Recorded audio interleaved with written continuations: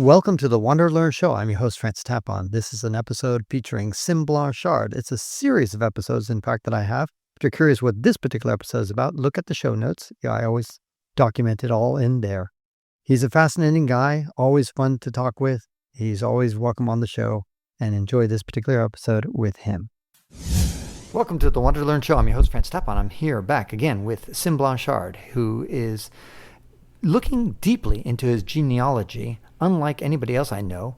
And I want to talk to him about what he's learned so far, maybe what we can all learn about it. It kind of reminds me a little bit about that book that's called It's All Relative. Yes. Yeah. A.J. Jacobs. That inspired me. That was very big. Yes. Right. And so you determined that your ancestors like to fuck. That's right. That's why I'm here. Exactly. That's why we're all here, because our ancestors like to fuck. 67,000 relatives. Yeah, people that I've identified on my family tree. mean, crazy. 67,000. Yes. So how did you, first of all, get to that number? I mean, that's a big body count. Yeah, you build your family tree. I built my family tree, and then Using what software? I use MyHeritage. You can do it on other ones, but MyHeritage is good for building it. But then I do the DNA for MyHeritage and also for Ancestry, mainly Ancestry DNA.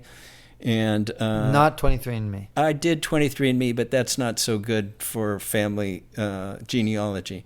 And they went bankrupt. Yeah. But did you remove your data? No. Okay. What's your feeling on that issue? I don't care. Okay. They can steal my data. Yeah. I'm not Jewish, so. Yeah, okay. What's wrong with being Jewish? Well, they might track me down. The Germans might track me down. Oh, yes, of course. Yes. You know how those Germans are. Yeah, exactly. There you go. Yeah, so you build your family tree, and then you load it, you get your DNA, and you find cousins that have built their family trees, and then you add theirs to yours. You make sure it's okay, and then you continue to build. And there's other the Mormons are really good. They do a lot of genealogies, and you can tap into those, and just keep adding. And so I find cousins in various countries where my family is from, and you learn about how did they come over and when did they come over. And then you go visit. I went and visited Oslo, Norway, where my great-grandmother came from. And we always thought she was an orphan, and her father had died, but it turns out he had escaped from, he had abandoned her 1 week before she was born, before my great-grandmother was born. And he came to Chicago and started another family. And so I was able to connect to those cousins. Wow. Yeah, her half-brothers and half-sisters. Amazing. Yeah, so I went, and we have so many scandals in our family, which is really interesting. So yeah, visited there, also visited Germany. A lot of my family came from there. It's amazing a scandal can give rise to a whole new family tree. Yeah. Well, And we don't think about it, because when we're on this planet, we, let's say, have an affair with somebody and then all of a sudden produce a child out of wedlock, and we don't think anything of it. Well, I just made one child. But that one child could have like 1 million descendants. Exactly. Yeah. My great-great-grandfather, he was actually adopted by somebody else, but his biological father escaped from Germany and went to Australia. So I've got a ton of family there in Australia. That from that, but I also have a lot from my Norwegian family, and also from my Scots family. Okay. Yeah. Well, tell us about some of the famous people that are related to you. On your list. Yeah, Franklin Delano Roosevelt from the Delanos, and so he's like a distant cousin. Yeah, he's like an eighth cousin. Okay. And also Winston Churchill, from his mom Jenny, who is an American, and so we're like eighth cousins. And Muhammad Ali, we're 13th cousins. Yeah, that's the slave owner and the slave. So we've connected that way. Wow. Yeah, Helen Keller, connected there, and then also I don't know if you're aware of Queen Emma of Normandy.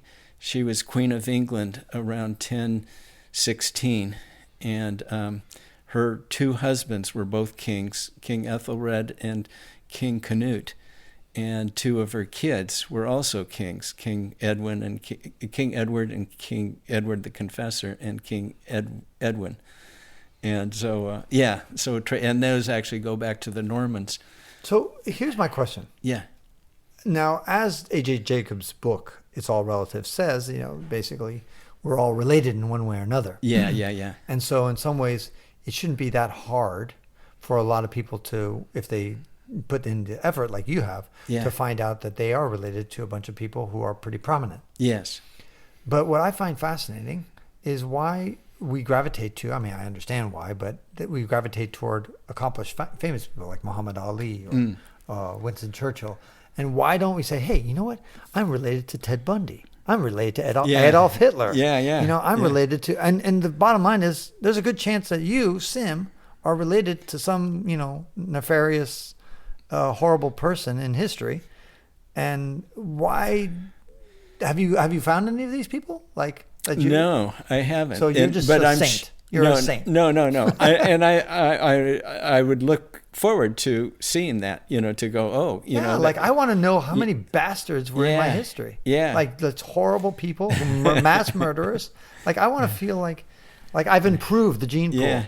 Like I came from a horrible lineage of a bunch of cutthroat, terrible people, child molesters, whatever. And then here I am. And I'm trying to improve my gene pool. Well, we found so many scandals, and I'm sure there's some evil people in there. And but life. Maybe you should start. Yeah, maybe you should start. You start now at the age of 72. Become an evil bastard. Start killing people. That's right. Just attack old ladies and just rob and stuff like that. That way, you're. I'll be that person. Anyway. You'll be that person. Be the person you want to be. That's right. Dream big. Yeah. No. In my life now, family's important, friends are important, hiking and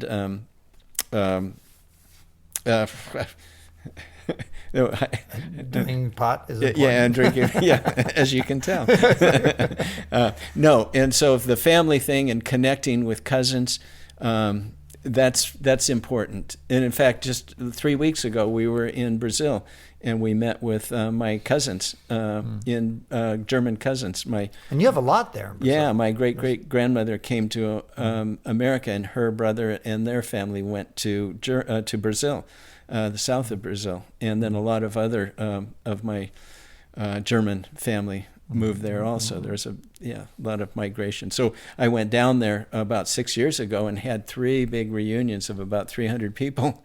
And then just recently we had about 200 Did you organize those reunions? No, we had people down there who organized it. And they said, oh, yeah, you're coming down. Okay, let's all get together.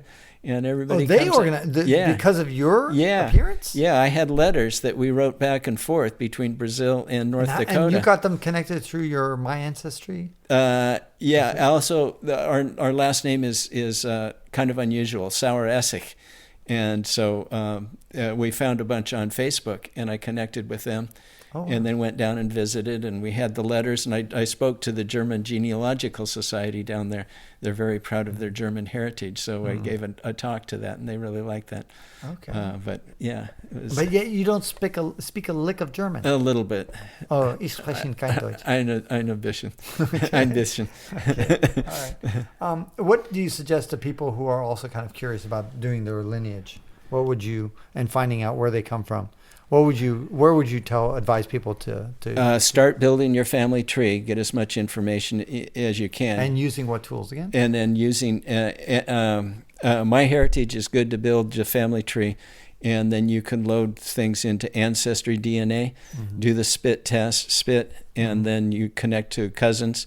And people are responsive there. They really are. Yeah. They usually build their and some people will get obsessed like me, and they'll build it, and then you just connect into it, and you go, okay, here's the people I'm related to, and then that expands your tree. Yeah, that's how you got to 67,000. Yeah, and goes all over. Right, and Muhammad Ali being 10th cousin to Muhammad Ali is pretty 13th. Remarkable. Yeah, 13th. But any other kind of stories along those lines? I have 5 members of the Mayflower that are direct descendants, direct ascendants, ancestors. Ancestors. Sym Blanchard, the person I was named after, was a private in the Revolutionary War, And then I have another German relative, cousin, who died in the Revolutionary War, but he was fighting for the Hessians, for the British, as a Hessian. So, yeah. What about unusual places that people your current relatives are currently living in, like Antarctica or, northern Finland? I have a German cousin that moved to Holland and became a Dutch citizen, and then came down migrated to Indonesia, and was part of the Dutch colonists there, and then got that family either got driven out or murdered by the Japanese when they came through. I've been trying to find more information about that, but I find that interesting. And what's the joy that you get from doing this? It's just connecting with people and learning more about history. You see the migration of humans and where they go, and to realize you're connected to that, and to provide that for my kids and family, to go, okay, here's how you place in the world in history, and it just makes you part of history, I think. I wrote a very, very, very long article called "The Cosmic Chain." If you just Google "Cosmic Chain" and my name, okay, you'll find. I'll put a link in the description. Yeah, but you should definitely read it. And it's kind of this idea is that we are part of this cosmic chain from the Big Bang till now, and that you kind of extend that cosmic chain, and it's a fascinating concept that we spend very little time thinking about, but I can see how thinking about your genealogy can put you in touch with that. Yeah, that's excellent. I'm going to read that. Okay, that's cool. Yeah, it was a good idea. All right. Well, when we come back, we're going to talk more about families and what he's learned about raising children. One daughter, one son, and very different outcomes. Tune into the next podcast with Sym Blanchard. And that ends this episode of the WanderLearn podcast, where we explore travel, technology, and transformation. If you'd like to see the show notes with links to what we've talked about, go to WanderLearn.com and click on this episode. If you'd like to connect with me, just remember Tapon. That's my first initial and my last name. Tapon is always my social media username. My website is ftapon.com. Do you want to leave me an anonymous voicemail where you can make a comment or ask a question? Then go to speakpipe.com/ftapon. Furthermore, if you'd like to get rewarded for supporting my projects, then go to patreon.com/ftapon. That's where you can pick up some remarkable rewards for as little as $2 a month. Now, 5 quick favors. Number 1, subscribe to the WanderLearn podcast. 2, download it. 3, share it. 4, review it. And 5, sign up for my newsletter at wanderlearn.com. Our theme music was composed by Eric Stratman. This is Francis Tapon, encouraging you to wander and learn.